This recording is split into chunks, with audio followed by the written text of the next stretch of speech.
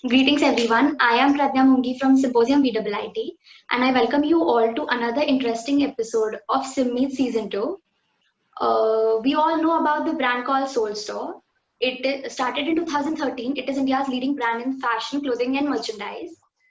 By now you all might have got the idea who our next guest is. He is a co-founder of Soul Store, Mr. Vedant Patel. Hi sir, I welcome you to SimMeet. I hope you're doing well. Thank you, Pradnya.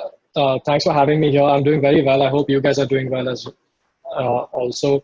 And I hope you all are very safe. It's a very tricky time that we live in these days. Yes, we all are at home and safe. Yeah. So speaking about the lockdown and this pandemic, I would like to ask you, like, how have you been spending your lockdown? Like, what have you been doing? Any hobbies or new things you've tried in this lockdown? Oh, the lockdown has been quite a circus, actually.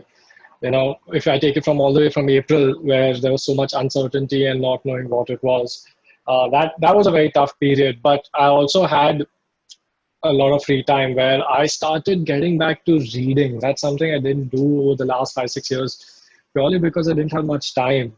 And that's something we did. However, I think now that work is getting a little more busy and it's still a little hard to get things done as how easy it was before. But yeah, reading is something that I've started doing a lot. Yes, definitely everyone is getting a lot of free time and they're spending time with themselves and So talking about your work and all, did you miss your office during the lockdown period? Did I miss the office? As in the location? Not really. I'm okay working alone at home also. That's Or the okay with me. environment or the vibe, at That's the office? something I definitely missed. The buzz of a startup, the pace that is there, the how hectic it is. It's busy. Things are happening all the time. That was something that I definitely did miss. I still do miss it. However, I think it was a forced break of sorts, and that's never a bad thing. But 7 years of doing this was a break that just had to happen. Okay, so the services that your brand provides, that they are really good. I mean, they really make the customers feel very special. So was this one of your main agendas, like for the customers to Absolutely. make them feel? Absolutely. I'll tell you one thing, right? I think starting merchandising isn't something innovative or unique. What Mm. was different about us, I feel, and what gave us a slight bit of an edge is the fact that we were all fans when we started it, and we are all fans right now at the Soul Store as well. And if you ask a fan a very simple question on what's the experience he would like to have, what he wants to buy, what he wants to receive, I think that's the biggest differentiator that we have. We ask this to ourselves: what is the treatment we'd like? What are the services we'd like? How quickly would we like our order? Is this worth it? Is this not worth it? What would put a smile on a customer's face? Like for example, if you ordered a Star Wars T-shirt, Pradnya, and the customer service ends the call with "May the Force be with you," that's a lasting impression, and Yeah, that's something that is going to stick with you. That's the brand, right? And correct. we have that culture. We have a culture where we're not here just to like do a job and go home. We actually love what we do. We are thorough fans of our work. We put our heart and souls into it, and not just me, or not just the founders. It's everyone through the Soul Store. We all really like what we do, and that's why we started it. Yes, you really do take really good care of your customers. So before starting this business, before coming into this business, was there any backup plan you thought of? Like if this doesn't work out, you might go back to finance, or did you have any backup plan? If it doesn't work out, I was like, yeah, sure, we would figure out. No, I didn't really have a backup plan, to be honest. I was very sure I didn't want what I knew what I didn't want to do. I didn't really know what else I wanted to do. But at the end of the day, you also have to be responsible, right? Like it wasn't like if this failed, I would sit at home. I would definitely do whatever it takes, because eventually you have to be financially responsible. You have to get money home. You have to, you have to pay for the bills. So there was no backup plan, but there wasn't a sense that no, these are not the things I will never do. If I had to do it, I'll do it, although I wouldn't want to. Okay, so you had a gut feeling that this might work. So You did not I think put your everything into it. every founder goes with that conviction. Although even with me and with most founders, that conviction is highly misplaced. But I think that's the determination and a sense of you have to fool yourself a little that this is the best idea, so that you take those daring steps that actually make you successful. Correct. Speaking about competition nowadays, do you think not only competition, but the facilities these days, do you think the startups which are, starting right now have easy initial years? Or if Soulstore would have started in 2020, would it have been difficult in your initial years, keeping aside the pandemic? So I'll tell you something. There are some pros and some cons. Okay, to where we started. The pros are everything is so well laid out because of the ecosystem compared to what it was back in 2013. For example, there was cash on delivery only available with one or two couriers in some certain pin codes. So we only had cash on delivery in Mumbai at that time. That was a big headache, right? Yeah. The systems to just your delivery systems weren't as good. We used to actually write the delivery by hand at that point, or then print it in an Excel, and things of that sort. It wasn't as integrated as what today. If you want to get a new courier partner, he has an API ready. You can just onboard him in a minute or a day. Back then, it wasn't that simple. It was all manual. I think even the payment gateways, it took us 15 to 20 days because the system was so long, right? Today, the RBI has much different guidelines and rules, and you can onboard a payment gateway within a day or two. That back then it was 15 days or 30 days, and there was a lot of back and forth. There was a lot of paperwork that had to be done. None of that today. Like, it is so smooth and so unique. In fact, there are a lot of companies that provide you, if you want to start, say, an e-commerce store, a full solution, right? Like how Shopify is there today. You just get a full stack solution, and Shopify is linked to payment gateways, it's linked to courier companies, it's linked to a very smooth backend, and there were so many. At that time, you had way fewer options, and this was quite a bit of a tussle. So all of this was figured. Nobody had to redesign the wheel. Now it's already all figured. But because this is all there because of the companies that are already there. So that's the downside, right? There's already so much competition. Would I start the Soulstore today?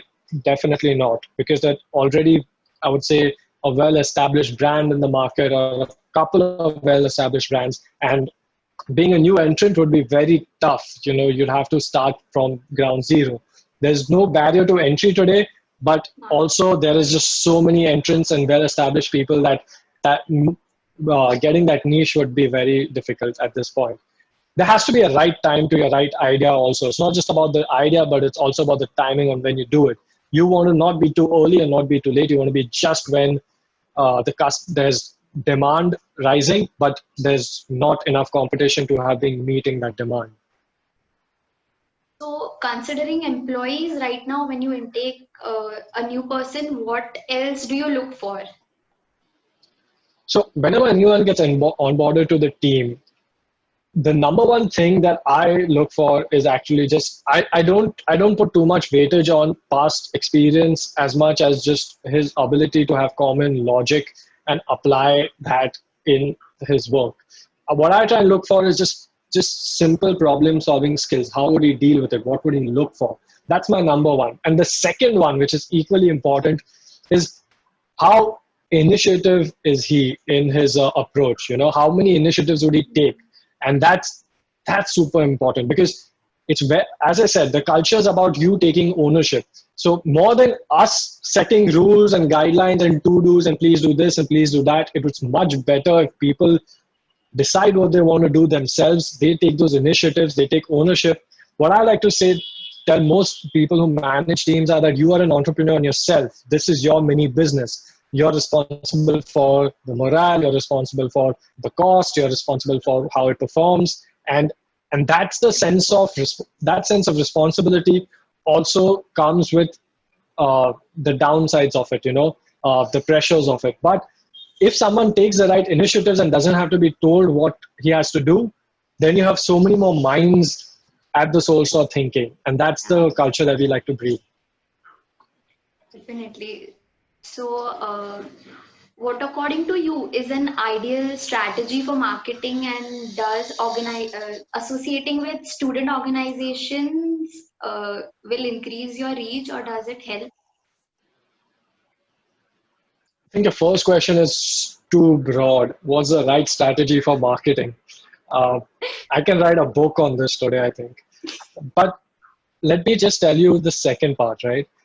Okay. Which is more specific about, yes, collaborating with student organizations did help us a lot initially. It helped us get known in the college. It helped us, the word of mouth spread much easier. And most importantly, you also get that legitimacy because the student organization is talking about you in their college. I think today, I feel we are a little more established, and the effect of the student organization will not be as strong as what it used to be. But it is definitely a good stepping stone when you start off. Okay, sir. So moving towards some fun questions. Which one is your favorite merchandise and character? And is there any particular reason behind it? Oh, Lord of the Rings by far, and I cannot tell you. I think I can be sound very poetic and big about it, but I've read that book a few times, and every time I read it, I understand it in more depth because I understand that there's so much philosophy behind that book, and there's so much meaning to just human spirit and darkness and before it was understood it more basic. I would say when I first read it when I was 15, 16, I think when I read it last about a few years back, understood it in way more depth. And or maybe it's just the meaning I got out of it. I'm not sure. But that's my favorite by far. I think I love all the characters there. I wouldn't dare to pick just one. My dog's name is also Hobbit. I am genuinely a diehard fan. Okay. Yeah. Okay, so since you've been an engineering student, can you share some fun experiences from your engineering days? Oh, uh, the ones I can share, I would say. So I definitely did like our project work the most during engineering. That's the only reason I took up mechanical engineering is because I love cars. And I think as you guys are engineers, you must have known this Baha, then there's FSAE. Is that still Yes, there? Yeah. So yes, we used to take it's part in still those there. competitions, and it's incredible. The experience that you have when you look back, all of it was so much pressure and challenges and pain and suffering and then winning or whatever it is, all those emotions that you felt back then for something, like it meant everything to you. And those were my favorite moments in engineering for sure. If I had to pick one particular one, we just won FSA and we got the car back, and some of the juniors wanted to drive it in college. It's pretty fast, I think, if you realize. And Yeah. and he didn't know how to drive properly, and he banged the car right within the first 10 seconds after we Oh, won. So we were fine. But this is the first time it comes back to college. So car's destroyed. But what's worse is the wheel comes off, the wheel's going, spinning, spinning, spinning, and it smashes the principal's car and breaks her light and everything. So that oh, was we just passed out at that point. That was a fourth year end. So I didn't care, but I can't tell you the joy, the how funny it was, how scared we were, all of those emotions in that one moment. Yeah, that's my favorite moment for sure. yeah. And as you said, you like cars. So coming to the next question, which is your favorite F1 team and driver? It's embarrassing to say it at this point. I don't know if people follow F1. Uh, it's Ferrari, which I have followed since I've been like 6 years old, and Sebastian Vettel has been. I actually have met Sebastian Vettel. I got an autograph. I'm a diehard fan. Yeah, That's but so they are cool. performing really badly right now. Yeah. It's Okay, yeah. so thank you, sir. That's it for the discussion today. Thank you for being here with us at Symposium. It was a pleasure talking to you. All right. Thanks, Pradnya. Thanks for having me, guys, and I really appreciate it. Thank you.